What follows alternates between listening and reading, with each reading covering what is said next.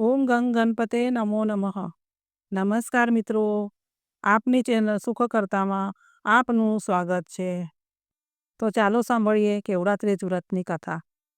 આ વ્રત ભાદરવા સુદ ત્રીજના દિવસે લેવાય છે. વ્રત કરનારે સ્નાનાદિથી પરવારી ભગવાન શંકરની કેવડાથી પૂજા કરવી. એ દિવસે નકોરડો ઉપવાસ કરવો. આ વ્રત કરવાથી ભગવાન શંકર પ્રસન્ન થાય છે અને ઈચ્છા મુજબ ફળ પ્રાપ્ત થાય છે. એક સમયે કૈલાસ પર્વત પર બિરાજમાન દેવાધિદેવ શંકર તથા પાર્વતી જ્ઞાનની ચર્ચા કરી રહ્યા હતા. વાતોમાં અચાનક યાદ આવ્યું હોય તેમ પાર્વતીજી ભગવાનને પૂછી બેઠા, હે નાથ, તમને પામવા માટે મેં કયું વ્રત કર્યું હશે તેની તમને ખબર છે? ભગવાન ભોળાનાથે કહ્યું, હા દેવી, મને ખબર છે.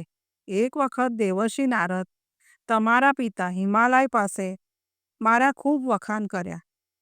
મારી પ્રશંસા સાંભળી તમે મનમાં ને મનમાં હર્ષ પામ્યા અને તે સમયે તમે મારી સાથે લગ્ન કરવાનું નક્કી કર્યું. પરંતુ નારદજીએ પ્રશંસા મારી કરી અને તમારા પિતાને તમારા લગ્ન વિશે વિષ્ણુ સાથે કરવાની સલાહ આપી. આથી તમે નારદજી પર ખૂબ રોષે ભરાયા હતા. તમારા પિતા તમારા લગ્ન વિષ્ણુ સાથે કરવાનો વિચાર કરવા લાગ્યા. આથી તમે મૂંઝાયા અને તમે વન તરફ ચાલી નીકળ્યા. એ પછી ફરતા ફરતા એક માટીના ઢગલા પાસે આવીને બેઠા અને એ માટી સાથે રમત કરતા કરતા તમે એક શિવલિંગ બનાવી દીધું. ઘરેથી નીકળ્યા ત્યારે રોષમાં હોવાથી તમે કાંઈ ખાધું ન હતું.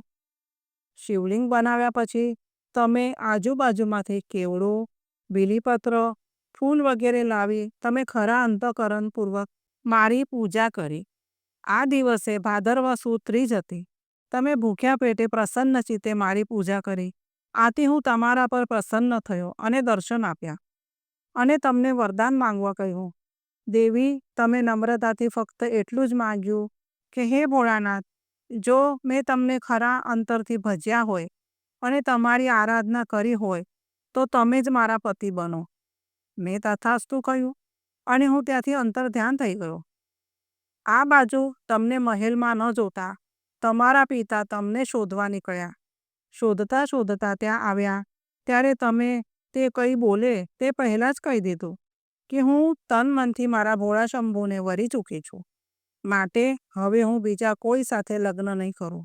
હે ભવાની, તમે જાણે અજાણે ખરી ભક્તિપૂર્વક કેવડા વડે મારી પૂજા કરેલી. એ વ્રતના પ્રભાવથી તમારા પિતા માની ગયા અને તમારા લગ્ન મારી સાથે કરવા તૈયાર થયા.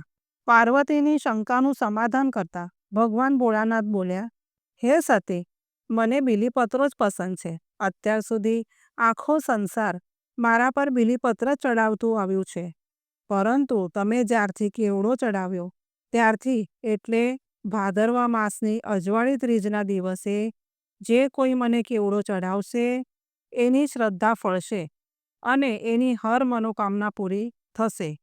હે ભોળાનાથ, તમારું ત્રીજનું વ્રત કેવડાથી કરનાર સતી ભવાનીને તમે જેવા ફળ્યા, તમે તમારું વ્રત કરનાર તમામ કુંવારિકાઓને મનગમતો વર આપી તેમના પર કૃપા કરજો.